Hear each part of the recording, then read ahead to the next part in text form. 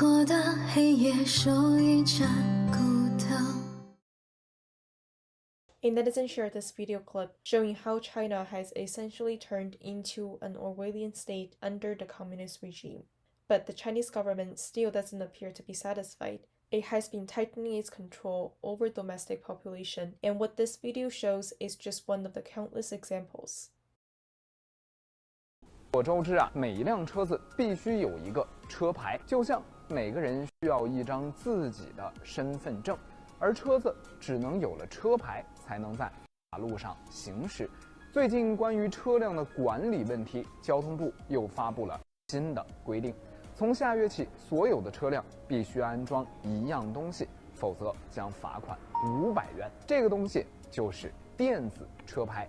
是近日交通部推出的一项车辆管理项目，从下个月开始，车主就要到相关部门安装电子车牌，录入的信息。交通部之所以要全面实施电子车牌，是为了方便管理。电子车牌和二维码的原理类似，交通警察只要对电子车牌进行扫描，就能够掌握这辆车的全部信息。比如去过哪里，有什么违章，全能看见。这样一来，就大大解决了交警寻找车辆信息的时间。因此，为了交通的便利，大家还是多多配合交通部，赶紧安上电子车。A netizen replied, "This card is not necessarily an ID card, but an electric sensor. Many electric identification devices will be placed on the road." A netizen shared that, "Last night, my daughter boarded the flight from Beijing to Berlin. She arrived safely and will be starting school soon, thank God." This tweet was sent on January 18th. A netizen shared this news article which mentioned that China and New Zealand recently signed a deal to upgrade their existing free trade pact on Tuesday, which will essentially give commodities exports from New Zealand increased access to the Chinese market. According to English media reports, this pact has been discussed for years and was concluded in November 2019 but was pending China's official signing. New Zealand said that the agreement modernizes the existing free trade agreement with China and ensures that it remains fit for purpose for another decade. It will make exporting to China easier and is expected to reduce compliance costs for New Zealand exports by millions of dollars each year. A netizen replied, "It's a great shame for New Zealand, in particular in light of what Australia and other members of the Five Eyes have done in regards to policy changes toward China. I was truly shocked upon reading this." A netizen replied, "It has become even more difficult for the countries that are economically dependent on China and the Chinese market to make decisions about their future policy toward the CCP. If under the Biden administration America continues to cooperate with the Chinese Communist Party economically, then it's nearly impossible for the relatively small nations to compete with the CCP." A netizen replied, "When the Chinese Communist Party's right flag can be seen in every single country around the world, which implies when its influence has basically infiltrated every corner of the world, where then can we escape to?" A netizen replied, "Nowhere. Just look at how the CCP has been treating the Christians, Buddhists, and practitioners of other spiritual disciplines, as well as just the ordinary Chinese people. Look at how the Chinese Communist regime has been tightening its iron grip over not just their physical bodies, their actions, but also their thoughts. What they have done, the crimes that they have committed against the Chinese people, have far exceeded those committed by the Nazis and the terrorists."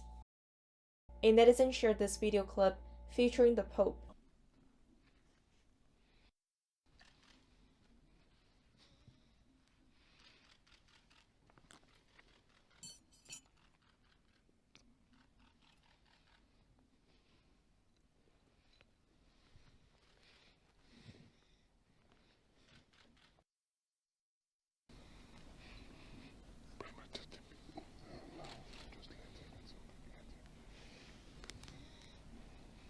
The netizen shared this video clip on the Holocaust Remembrance Day. What's shown the video took place back in 2019. The Pope knelt to kiss the feet of South Sudan's previously warning leaders to urge them to not return to a civil war. The netizen commented that the Pope has essentially been ignoring all the human rights abuses that have been and are still continuing to happen under the communist regime in mainland China.